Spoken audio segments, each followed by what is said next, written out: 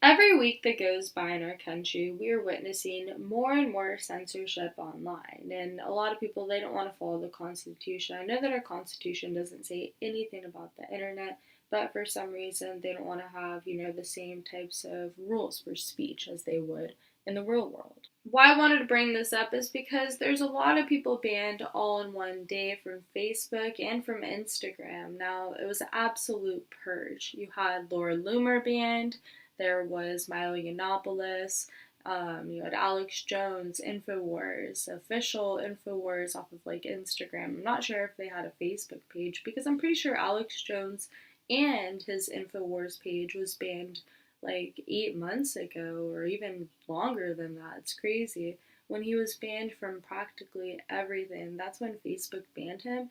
So I don't really understand why they never really got rid of his Instagram account until now. They were waiting on that.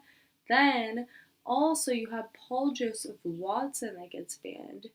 This is crazy. So I kind of wanted to go over a few different people. And of course, there's a few different people I just didn't mention right now.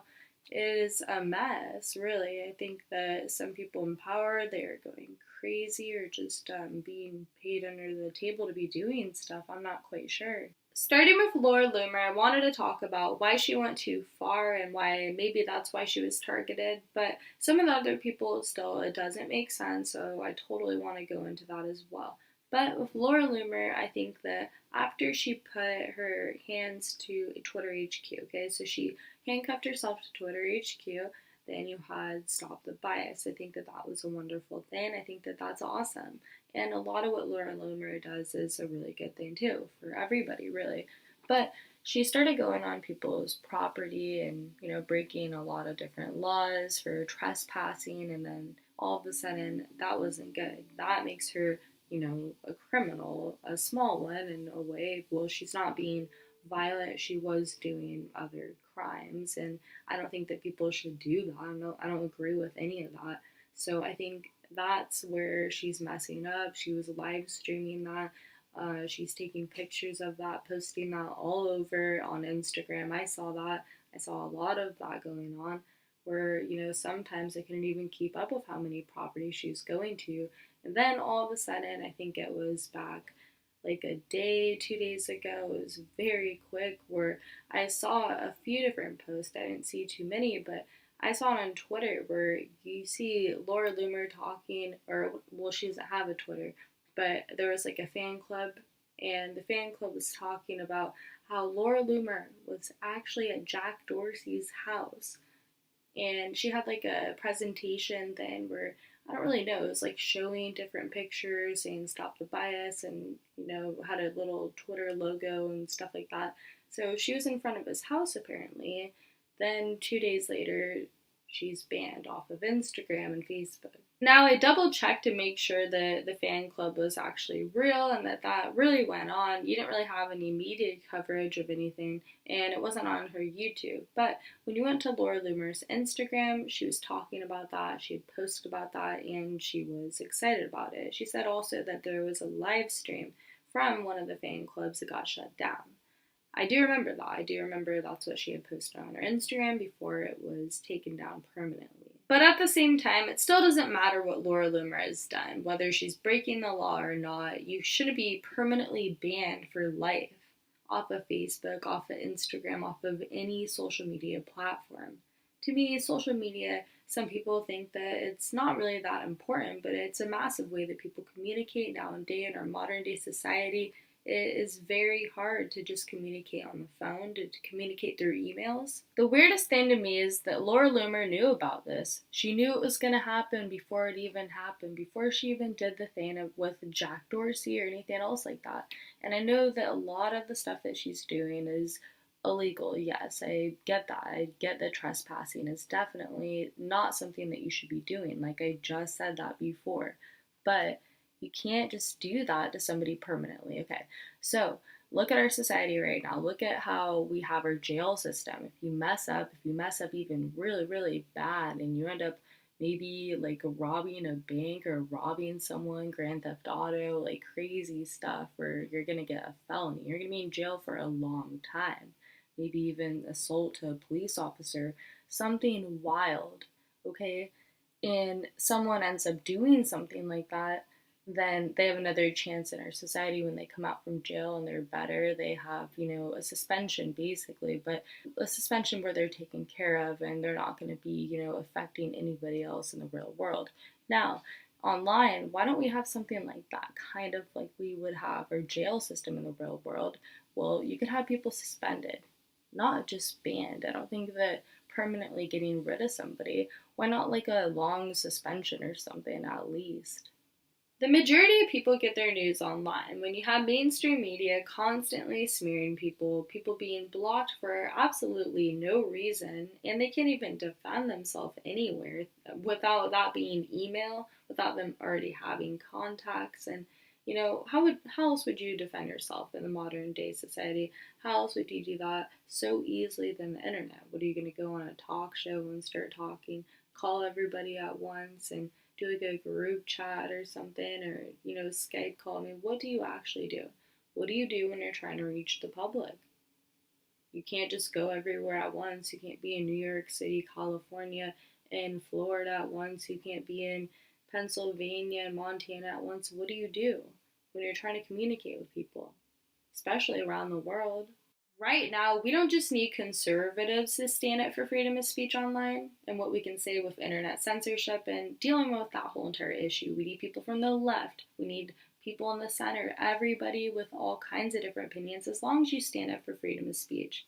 As long as what you say, you don't want that to be controlled in the future and you always want to have your own opinion, you want to stay you, then you should fight for this, because anybody that is labeled a creative, I know a lot of younger people, they want to say that they're creative. You want to go and say that, and all the Instagram influencers and whatnot, yeah, it's going to affect you. Eventually it will.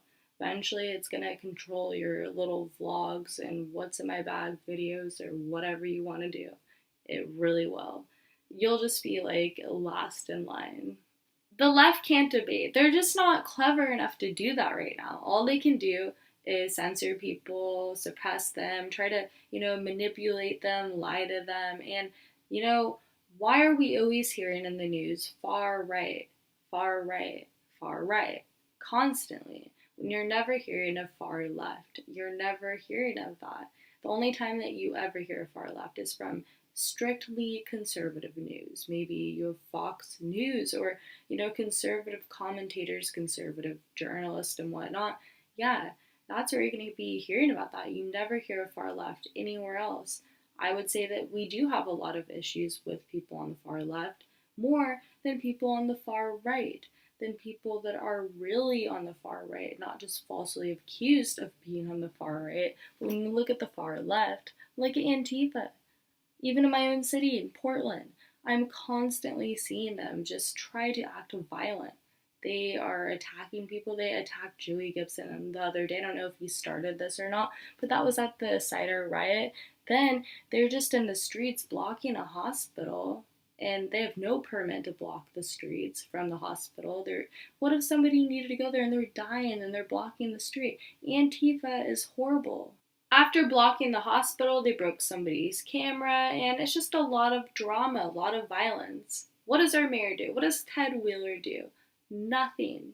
He doesn't do anything. He tells the police to stand by and watch and not do anything about anybody being hurt or any of the violence that all of the Antifa little members are trying to cause for the city. It's like they can just run the streets depending on if the mayor in the town is going to be far left liberal or if they're going to be, if it was a conservative mayor, do you think that you'd have Antifa just running around all over? Going back to everybody being banned, though, I wanted to add, why is Alex Jones being banned? Why is InfoWars being banned?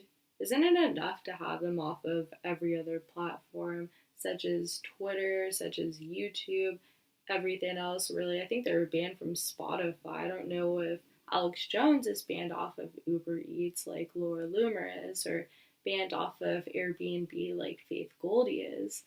But, oh yeah, and Faith Goldie too, is that she was banned off of Instagram too.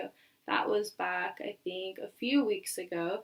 I don't know if it's been more than 2 weeks, but Yeah, Faith Goldie was banned off of Instagram, and I'm not entirely sure why, but I'm pretty sure it has to do with hate speech, or she just wasn't really told to begin with.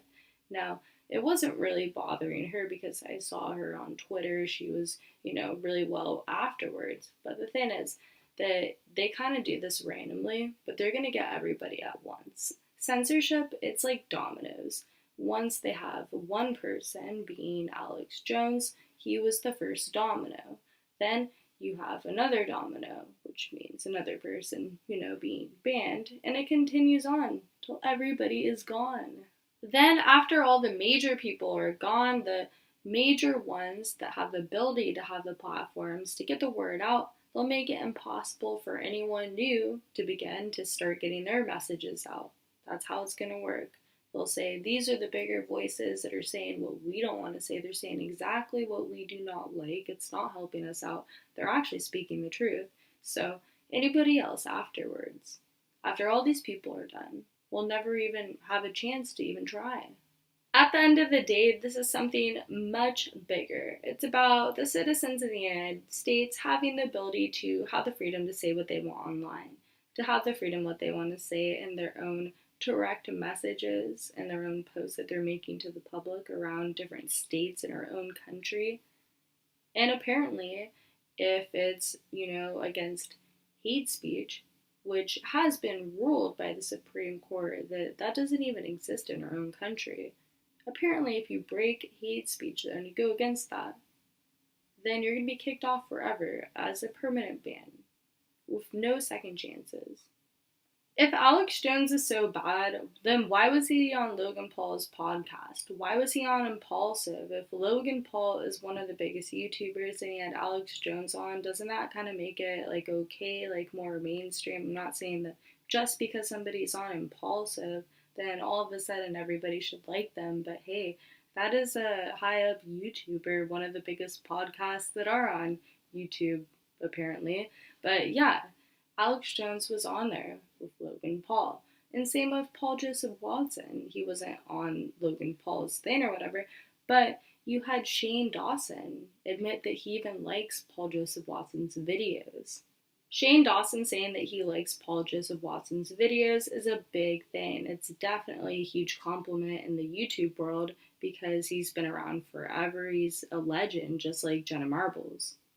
What that shows us is that they're breaking mainstream YouTubers away from alternative YouTubers and not allowing them to connect, not allowing them to communicate on Instagram and Facebook, possibly not even on YouTube in the future, or on sites like Twitter. Welcome to the future where big tech controls a majority of everything, being controlled by Silicon Valley, and then they don't believe in any second chances. That's not an existent thing to them. They don't believe in that you should have a second chance, that everything that you do, it's going to be having a permanent effect on you. So you're going to have a permanent ban. You're going to be labeled maybe a far-right extremist or any other label that they might give you. And your life is just going to be hell from there on. Today, we live in a society where the smallest mishaps can manifest long-term grudges for people with no second chances back into society. On that note, I'm going to head out, but I'm going to have another video coming very shortly. You can check out my channel. There's a lot going on there, so I'll check you next time.